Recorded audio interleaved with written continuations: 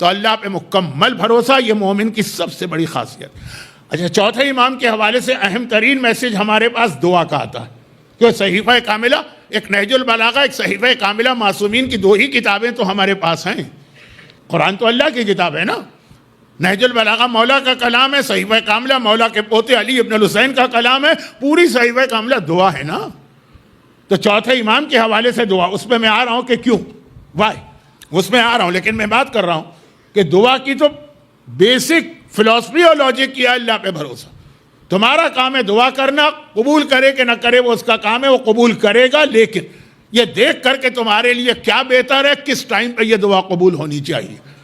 اور جو 4 دن سے میں نے اپنا خطبہ چینج کیا، جو عام طور پہ میں خطبہ پڑھتا ہوں 4 دن سے میں نے چینج کیا.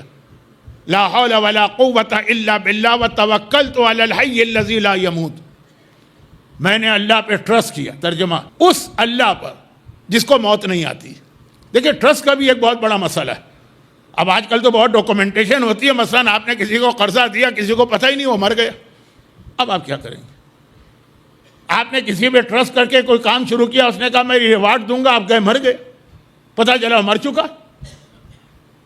اس کا بھی کوئی قصور نہیں ہے، لیکن آپ تو خالی ہاتھ ہو گئے نا.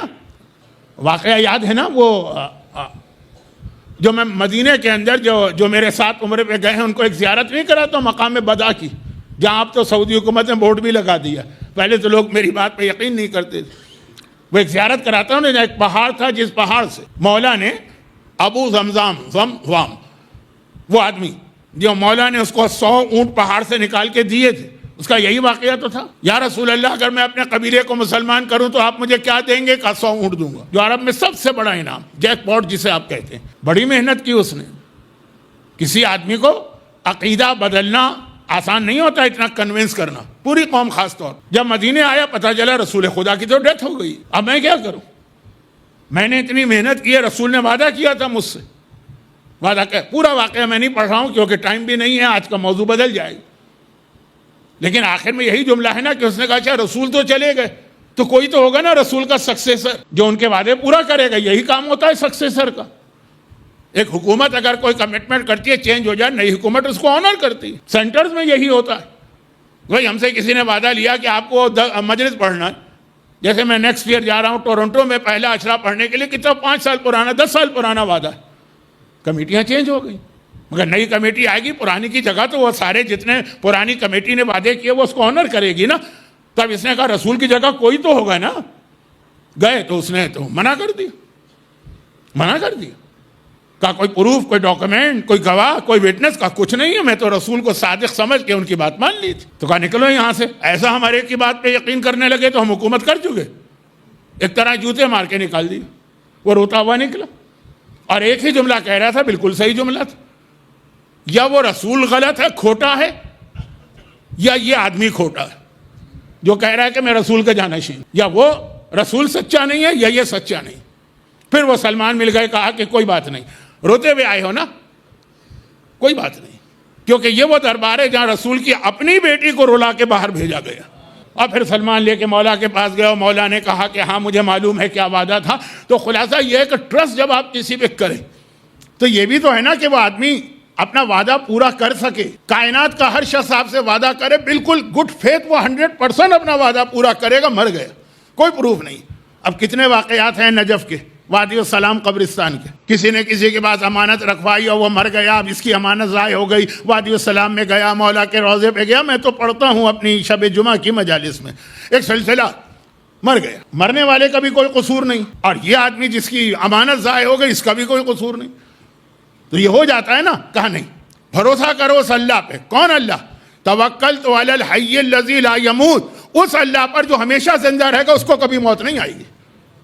یعنی وہاں 100% شیورٹی ہے کہ جو اس پہ بھروسہ کرے گا اس کو ملے گا. ایسا نہیں ہے کہ نعوذ باللہ کبھی اللہ مر جائے. حضرت موسیٰ سے یہی تو اللہ نے کہا تھا نا کہ جا کے 4 پیغام دے دو اپنی امت کو، جن میں پہلا پیغام یہ تھا کہ جب تک کہ میری موت کی نیوز نہ آئے صرف مجھ پر بھروسہ کریں، کسی اور پہ نہ کریں. ہاں کبھی آ گئی کوئی بریکنگ نیوز، کسی چینل نے خبر دے دی، واٹس ایپ میں آ گئی خبر کہ آج اللہ کا انتقال ہو گیا ہے، کل اتنے بجے نماز جنازہ ہوگی، نعوذ باللہ، تو الگ بات. اچھا اب یہ جو میں نے خطبہ 4 دن سے پڑھا تھا، یہ خطبہ پارٹ ہے اس دعا کا جو امام زمانہ نے اپنے ایک نائب کے تھرو شیخ عباس قمی کے دادا استاد کو بتائی تھی. شیخ عباس قمی ایک بہت بڑا نام. مفاتیح الجنان، اقبال صاحب یہاں مفاتیح الجنان لوگ جانتے ہیں؟ جانتے ہیں. مفاتیح ایک ایسی کتاب ہے کہ میں اکثر کہتا ہوں مفاتیح الجنان یہ وہ کتاب ہے کہ اگر آپ کسی مرجع کے بیڈ روم میں بھی جائیں گے تو قرآن کے ساتھ یہ کتاب رکھی ہو. معصومین کے حرم میں جائیں گے قرآن شاید کم نظر آئے، مفاتیح آپ کو زیادہ نظر آئے گی. شیخ عباس قمی کا ایک ایسا صدقہ جاریہ ہے جو اللہ نے قبول کیا. ان کے استاد ہیں مرزا حسین نوری، جنہوں نے ایک مردہ سنت کو زندہ کیا، اور آپ اس پہ عمل کر رہے ہیں. عمل کیا کر رہے ہیں؟ تیار بیٹھے. یہ نجف سے کربلا جو مشی ہوتی ہے، لوگ واک کرتے ہیں، یہ بہت پہلے معصومین کے زمانے میں تھا رواج، پھر بند ہو گیا سلسلہ. آج سے تقریباً 125 سال پہلے مرزا حسین نوری پہلے ہمارے عالم تھے جنہوں نے کہا تھا کہ یہ سنت ہے، یہ کیوں ختم ہو گئی ہے، اس کو دوبارہ ریوائیو کرو. انہوں نے یہ سلسلہ شروع کیا، اور وہاں سے لے کے آج تک جتنے لوگ یہ مشی یا واک کرتے ہیں، مرزا حسین نوری کا یہ صدقہ جاریہ. آپ بھی تیار ہو رہے ہیں؟ آپ میں سے کتنے لوگ تیار ہیں؟ بلکہ مجھ سے جب کہا گیا کہ مولانا اگلے سال، تو میں نے کہا میرے پاس ٹائم نہیں ہے. شاید 40 میں ہوگا، نہیں 40 نہیں، آدھی سے زیادہ جو ہماری کمیونٹی ہے وہ واک پہ جاتی ہے. خیر، تو کہنے کا مقصد یہ ہے کہ یہ مرزا حسین نوری کی میں فضیلت، دونوں استاد اور شاگرد کی قبر مولا کے روضے میں، جو مرد حضرات باب قبلہ سے داخل ہوں تو رائٹ سائڈ پہ پہلے کمرے میں ہے بورڈ لگا، ان مرزا حسین نوری کے استاد کا واقعہ. اتنے پرابلم کہ موت، مرنے کے قریب. بہت بڑے عالم تھے، ملا فتح علی سلطان آبادی، ایک عظیم نام ہے مراجع کے درمیان. مرجع نہیں تھے لیکن مراجع ان کا احترام کرتے ہیں. میں اگر یہ سارا انٹروڈکشن کرانے لگوں تو مجلس تو کہیں کی کہیں چلی جائے گی، لیکن میں بتا رہا ہوں کہ راوی کتنے یہ مفاتیح الجنان میں نماز صبح کی دعاؤں میں لکھا یہ واقعہ. پورا واقعہ نہیں پڑھ رہا ہوں، بہت شارٹ کر رہا ہوں. ملا فتح علی سلطان آبادی شیخ عباس قمی کے دادا استاد ہوئے، یعنی شیخ کے استاد مرزا حسین نوری، جن کا ٹائٹل ہے سیکنڈ مجلسی، علامہ مجلسی سیکنڈ. اور پھر ان کے استاد کا واقعہ. بہت پریشان، رات کو سوئے، خواب میں دیکھا کہ امام زمانہ کا خیمہ لگائے، وہاں گئے، کہا کہ مولا یہ میری حالت. کہا کہ تم برابر کے خیمے میں جاؤ، وہاں میرا نائب بیٹھا، وہ اسی زمانے کے ایک عالم. وہاں گئے اور نائب نے ان کو ایک دعا بتائی جو شیخ عباس قمی نے مفاتیح میں فجر کے اعمال میں لکھی. جب بہت آپ پہ پرابلم آ جائے، کوئی راستہ نہ ہو، نکلنے کا ہر راستہ بند نظر آئے، تو وہ یہی ہے نا کہ نماز کے بعد پہلے اپنا ہاتھ اپنے دل پہ رکھو، 70 ٹائمز کو یا فتح. اس کے بعد یہ دعا پڑھو جو میں 2 دن سے خطبے میں خطبہ بنا کے پڑھا، کیونکہ وہ خطبہ بھی لا حول ولا قوت الا باللہ توکلت علی الحی الذی لا یموت الحمدللہ الذی لم یکن شریک فی الملک ولم یکن ولی من الذل وکبرہ تکبیرا. اصول کافی میں یہ جو ہے چھوٹی سی دعا یہ الگ آئی ہے، سیپریٹ. اس واقعے میں تو یہ پارٹ بن کے آئی ہے نا 3 دعاؤں کا. رسول خدا کے صحابی نے کمپلین کی، بہت پرابلم، رسول نے یہ دعا ان کو الگ سے تعلیم کی، یہ الگ تھی.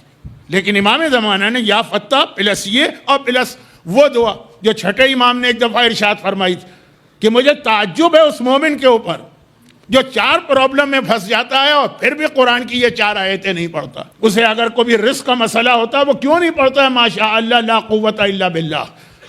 چھٹے امام کی بہت لمبی حدیث ہے، میں بہت شارٹ کر رہا ہوں کیونکہ ابھی چوتھے امام کے حالات پر مجھے آنا، جو کل میں نے ماشاءاللہ لا قوت الا باللہ الگ سے بتائی تھی، لیکن یہ پارٹ ہے اس 3 دعاؤں کا جو ملا کے امام زمانہ کے نائب کے ذریعے ان کو پہنچی، اور پھر ان کے سارے پرابلم ودن ڈیز ختم ہو گئے. اور چھٹے امام کی دعا میں تو، چھٹے امام کے فرمان میں تو ہر آیت کے ساتھ اس کا رزلٹ بتایا، کہا کہ روزی کی رزق کی پریشانی ہے، کیوں یہ نہیں پڑھتے؟ کیونکہ اس کے فوراً بعد خدا نے کہا وَعَسَىٰ رَبِّي أَن يُؤْتِينَا خَيْرًا، بہت جلد اللہ تمہیں بہت ہی خیر و برکت عطا کرے. اس آیت، یہ آیت سورہ کہف کی، اس کے بعد دیکھ لیجیے. اور اگر کسی کو دشمن کا خوف ہے تو کیوں نہیں پڑھتا حسبنا اللہ ونعم الوکیل، کیونکہ اس کے فوراً اللہ نے کہا فانقلبوا بنعمت من اللہ، جنہوں نے یہ دعا پڑھی اللہ نے نعمتوں کی بارش ان پہ کر دی. اور اگر کسی کو پریشانیاں ہیں تو کیوں نہیں پڑھتا ہے سبحانک لا الہ الا انت انی کنت من الظالمین، کیونکہ اس کے فوراً بعد قرآن نے کہا فاستجبنا له ونجیناہ من الغم وکذلک ننجی المؤمنین. امام ہر دعا، ہر آیت کے ساتھ بتا رہے ہیں اس کے ساتھ کون سی آیت. اور اگر کبھی ظالم حکمران تلوار لے کے کھڑا ہے کیوں نہیں پڑھتے وفوض امری الی اللہ ان اللہ بصیر بالعباد، کیونکہ فوراً قرآن نے کہا فوقع اللہ سیئات ما مکروا، اللہ نے اس آدمی کو ظالموں سے بچا لیا. تو اب یہ جو ایک الگ حدیث، یہ ایک الگ حدیث، وہ توکلت علی الحی الذی، الگ حدیث، وہ رسول کی ہے، یہ امام کی ہے۔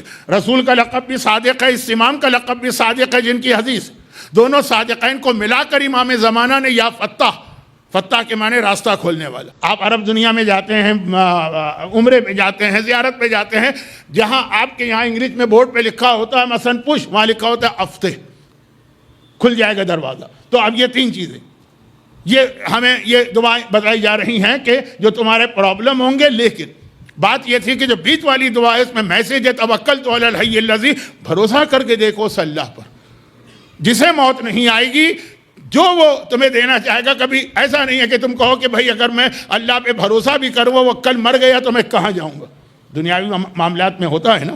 تو چوتھے امام نے کہا مومن کی سب سے بڑی کوالٹی ہے، پھر کہا جس طرح ہم ہر مسئلے میں اللہ پہ بھروسہ کرتے، جوان بیٹے کا لاشا اٹھتا ہے اللہ پہ بھروسہ، ششماہے کا گلا چھنتا ہے اللہ پہ بھروسہ، گھر والوں کی چادر چھنتی ہے اللہ پہ بھروسہ، گلے میں توق، ہاتھوں میں ہتکڑی آتی ہے اللہ پہ بھروسہ۔ الحمدللہ الذی ابلانا وَلَهُ الشُّكْرُ عَلَى مَا أَوْلَانَا، چوتھے امام کا یہ چھوٹا خطبہ ہے جو یزید کے سامنے اس وقت ارشاد فرمایا جب یزید نے کہا دیکھا اللہ نے کیسے تمہیں نعوذ باللہ ذلیل کیا۔ کہا نہیں ذلیل نہیں کیا، اس نے ہمیں اس قابل سمجھا کہ ہمارا امتحان لیا۔ تو اپنی بھی سب سے بڑی خاصیت بتائی کہ ہم اہل بیت اللہ پہ مکمل بھروسہ کرتے، جو وہ کر رہا ہے ہمارے حق میں بہتر۔ خود امام، چوتھے امام کربلا میں بیمار، اللہ نے بیمار کر دی، بیماری اور ایسی بیماری دوا بھی نہیں مل رہی ہے، غشی کے عالم میں ہے، لیکن بھروسہ تھا نا یہی بیماری اسلام کے لیے شفا یابی کا ذریعہ بن گئی کہ اگر امام بھی شہید ہو جاتے چوتھے امام تو کربلا کا واقعہ تو ہوتا، لیکن کربلا کے واقعے کے بینیفٹ امت تک نہیں پہنچتے۔ تو بار بار ہمیں روایتوں میں بتایا گیا علی علی حق ہے، علی حق ہے، علی حق ہے، علی علی جدھر حق ہے ادھر مولا، جدھر حق ہے ادھر مولا، جدھر مولا ادھر حق ہے۔ علی علی حق ہے، علی حق ہے، علی حق ہے، علی علی جدھر حق ہے ادھر مولا، جدھر حق ہے ادھر مولا، جدھر مولا ادھر حق ہے۔